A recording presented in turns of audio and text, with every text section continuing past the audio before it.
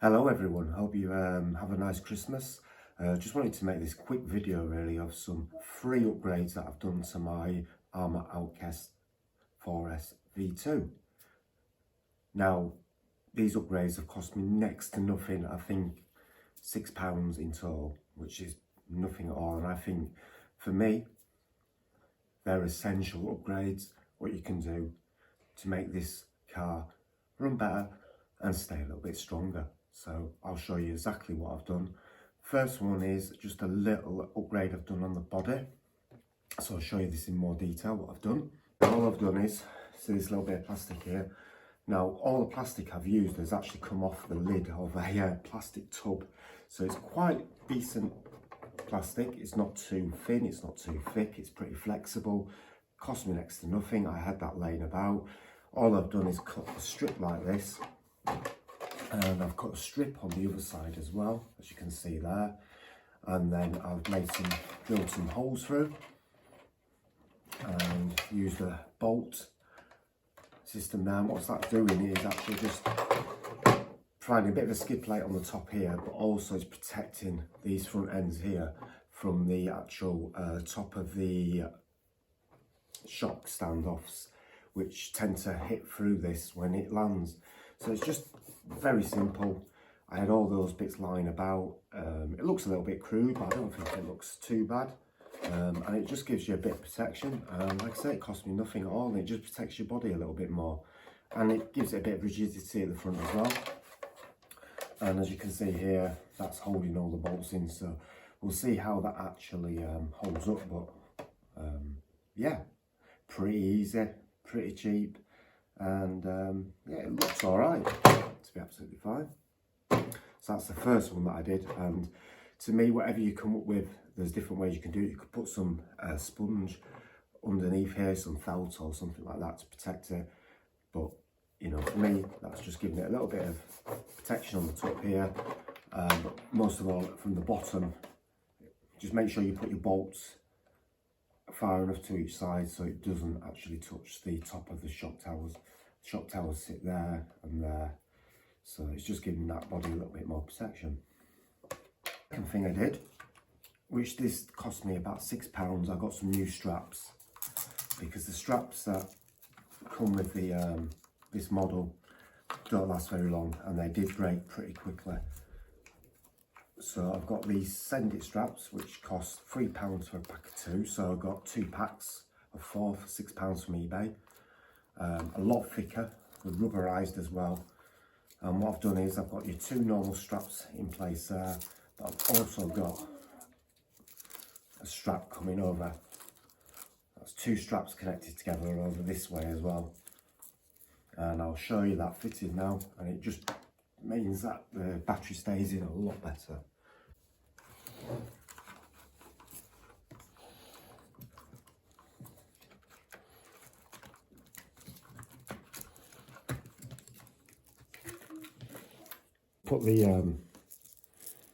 Put the side straps in first and tighten down.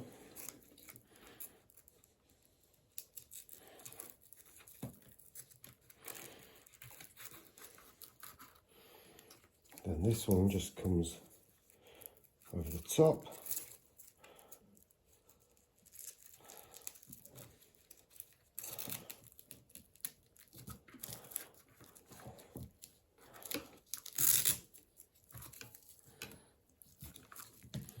And there you go. As you can see, that is just in a lot better there. It's not going anywhere. A lot stronger. Keeps the batteries in really nicely. I've taken out the plastic what was there on the standard and put some rubber in there, some foam, sorry. Stuck that down, and yeah, it's not going anywhere at all. Looks a lot neater, I think, as well. Also, what I did is took away the double connector, just put in a single, changed it to XT90 because that's what I use, but you can just use in the standard connector if you want. But for me, most people are going to be running 3S or a 4S single battery. Most people are not going to be running a double 2S battery in there. So get rid of the double adapter, put in a single, zip tie it to the centre brace, and then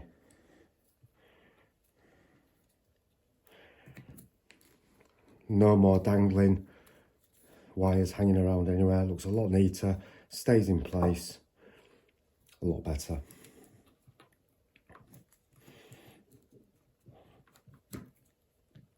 So a bit of soldering, £6 on the straps, and for me works a lot better and looks a lot neater, and them batteries are not going anywhere. These straps are really good. If you just search Send It battery straps on eBay, does different lengths, and yeah, they're just so much better with these straps. They're thicker, like I say, they've got rubber in them. They are just really, really good. It's a bit of a faff to get them through into the actual chassis because they're a bit thicker than the Arrma standard ones. But so what I had to do is I had to Dremel out a little bit. That hole there is where you have to put it through from the bottom then back around. So I've just had to Dremel out a little bit of that to make it fit, but it fits fine, and it fits on the sides fine as well. And the final thing I've done is fitted these mud guards here. So there is actually 3 holes on the arms to fit mud guards, and there is no, at the moment, you can't buy these. You can actually fit the 6S ones and kind of mess around with it, but again I had some of this plastic which is pretty flexible. There's no clearance issues at all.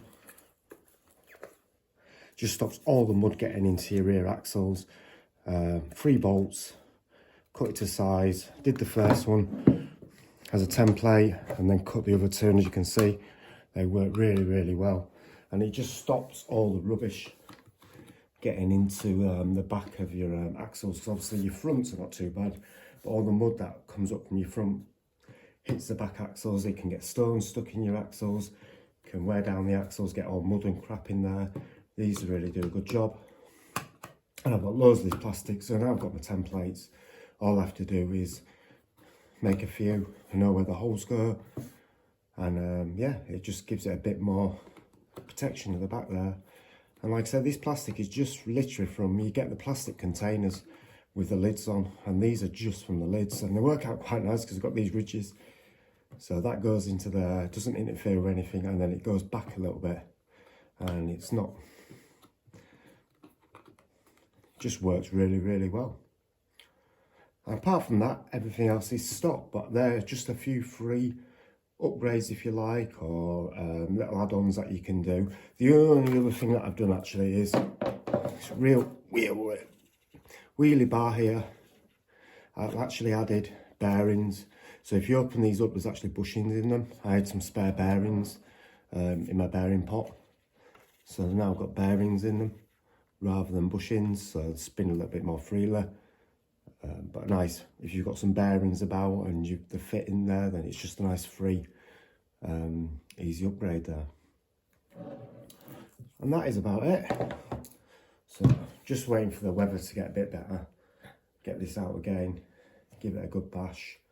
But yeah, if you have any questions about any of the things I've done there, then just give some, just put in the comments below. But hopefully that helps anybody that's wanting to do any of these little fixes. For me, the battery straps make a huge difference.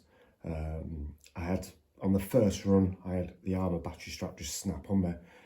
They are really, really thin, and in my opinion, not very good quality. These were a lot better. Just getting this tied up to there, it's not interfering with anything, it just makes it a lot cleaner.